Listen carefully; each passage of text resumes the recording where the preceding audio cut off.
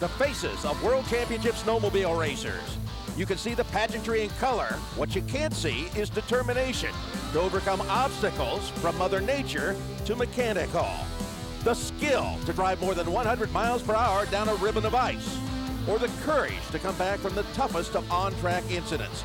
These are the men and machines of the Dayco Formula 1 Formula 3 Challenge. ESPN Motorsports presents the best in racing from around the world with the Camoplast Formula 1 Snowmobile Series.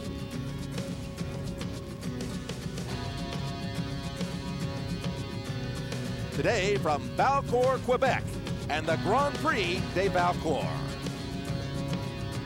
The Dayco Formula 1 Formula 3 Challenge moves on to Valcourt, Quebec, due east of Montreal, as the crow flies.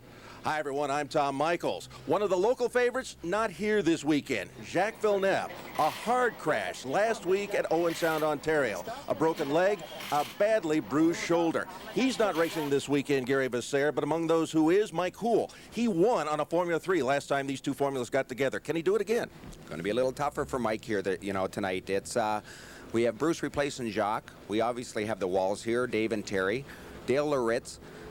For the Formula 3 contingent, we have obviously Mike Houle and the local favorite, Normand Pilote. It's going to be a tough go here for him tonight. All right, now when these two formulas get together, you've got a totally different mix of sleds. One is consumer-based, the other is race-bred. The differences, they're big, and we're going to take a look and see exactly what those differences are between Formula 1 and Formula 3. The main difference is in the track. The sled you ride on the trail, a single track like this on Formula 3. And then on Formula 1, it's a twin track, faster through the corners. Formula 3, faster down the straight. That's the theory.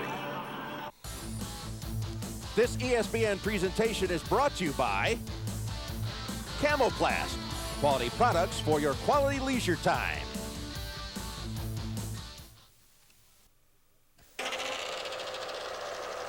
Here's the way the points stack up after the first round of qualifying. Terry Wall, Dale Loritz, they lead with 6 points each, having won their Dave Wall, Bruce Visser, they're tied for third. Now, Dave Wall is going to be one of the prime contenders here, along with Dale Loritz, as they line up, getting ready for the green flag on a very cold night here in Valcourt.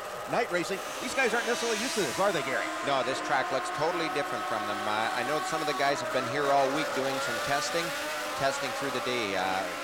When you get out here under the lights, the track looks totally different. Mike Wetherill with the break. Here comes Dave Wall up on the inside. They're trying to get into that Formula 1, Formula 3 final. Last time, Formula 3 won. Was it an upset? Chuck Decker runs with the Formula 1 contingent. I'm not so sure, Gary, if that was really an upset in Eagle River. You know, Formula 1's ran second through fifth place there, so the next place in F3 was in sixth place. Mike Houle was running very good that night.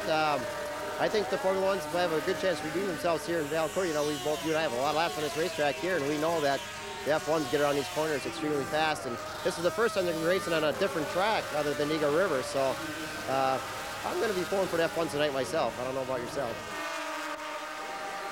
Well, if that last time wasn't an upset, Dave Wall is trying to make sure that the Formula 1s come back, and he's running well in this heat. Mike Wetherill there in second place, holding off Dale Loritz right now. That's a great battle shaping up there for second place. Looks like Loritz got her just a little bit there, Gary, but Mike comes back. He's trying to get on the inside of Mike. Mike working very well here this weekend. That's the sled that Bruce drove down in Eagle River, and obviously, it's working well for him up here at Valcourt. Dave Wall to the checkered flag. There it is. Now that battle for second place. Here comes Loritz on the outside. He can't get him. Mike Wetherill holds him off, and Dale Loritz winds up in third place. Herman Gerke is our fourth place sled. Moving now to heat 2 of round 2. Terry Wall, Bruce Visser. This should be a good one here. Just 5 sleds. And when you have only 5 sleds in a heat, does this change your outlook at all? Definitely, a little more racing room out there. You can take a bit of a gamble and not know that there's 2 or 3 sleds going to go by you if the move doesn't work for you. Terry Wall gets the break in second place there. That looks like Jeff Goodwin coming up. But Terry Wall, oh, he loves this racetrack. And then Bruce Visser. Now for Bruce Visser, he is riding on a brand new sled to him. This is the one that Jacques Villeneuve normally uses. Is it different to set it up for Bruce than Jacques? Here, Gingras does exactly that. Yeah, Bruce is about 50 pounds heavier than Jacques. So we had to go around with all the spring. And we had to play around with the clutches too, because Bruce was not using any brake here. And Jacques was using a lot, so we had to play around with those clutches. It's even easier to set up a sled when one person rides on it. And that's the deal with Terry Wall. He continues to run very well here. Why would he like this track so well, Gary? Well, his Uncle Dave was a great competitor, and still is. I mean, he drives this racetrack very well. I'm sure that Terry has learned a lot from Dave. And, the guy that sets the sled up for him, Dermot Wall, I mean, he can do it for both. So I think they're probably on identical sleds out there. He has less than half a lap to go to victory here in Heat 2, Round 2. Here's the checkered flag, Terry Wall. Now let's watch and see. Yeah, that's going to be Bruce Visser on the Jacques Villeneuve sled. And then Jeff Goodwin moves in behind for third place. So Terry Wall really separated himself from everybody else. And then it was a pretty good battle from there on back. But Bruce Visser, Jeff Goodwin, Darcy Ewing, and Chris Van Dolder, the way they round out the field here in second round heat. The carbides. Exactly what are they, and what are they doing to them here, Gary? These are the carbide runners that bolt under the skis. After every run, they take them off, they sharpen them up, they want them razor sharp, so they can, when they reach those corners at 100 mile an hour on the glare ice, they can turn and get around. Now here they're sharpening them, but after every run, you see somebody go out there and actually put some guards on it, don't you?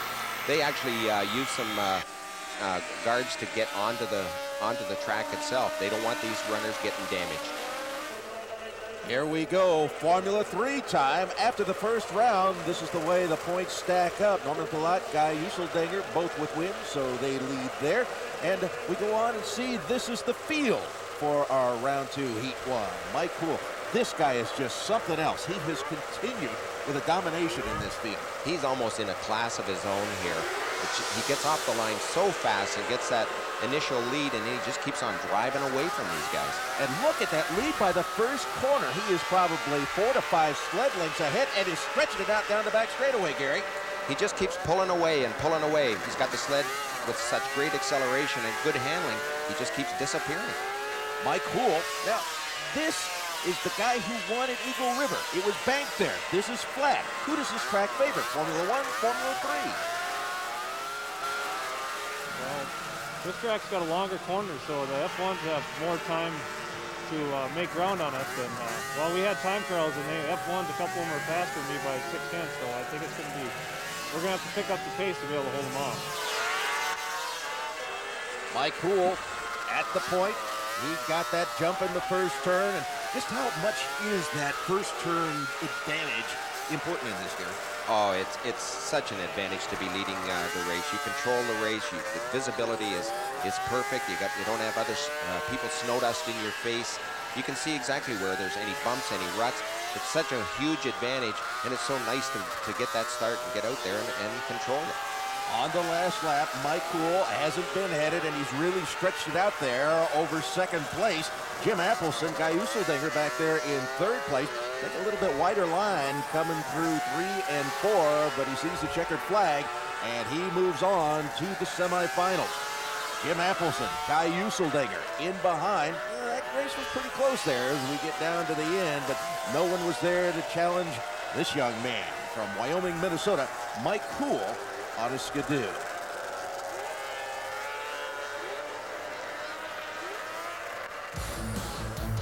The field almost complete for the semis, but that last Formula 1 spot, Jeff Ludwig beats Herman Gerke in a race-off. 21 in, 131 out. The mechanic's work is never done, particularly with a semifinal coming up in just a few minutes.